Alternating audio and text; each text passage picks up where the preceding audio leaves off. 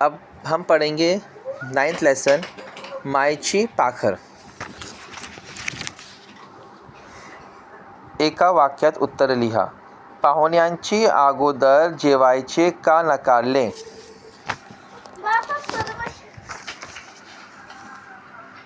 वसतिगृहातील मुलांना केलेले जेवण कसे असले असे वाटल्यामुळे पाहुण्यांनी जेवणाला नकारले।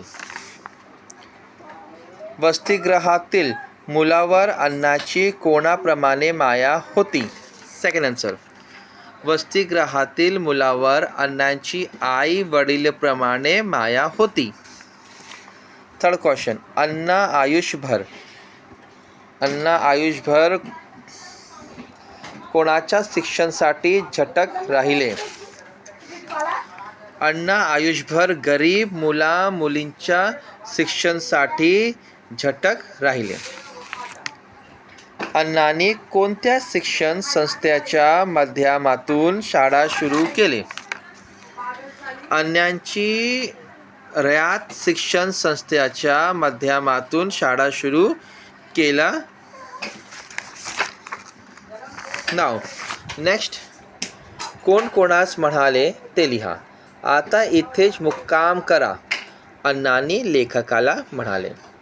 जा रे, स्वयंपाकघरात काही शिल्लक असेल ते घेऊन या बघू, अण्णांनी एका मुलाला म्हणाले।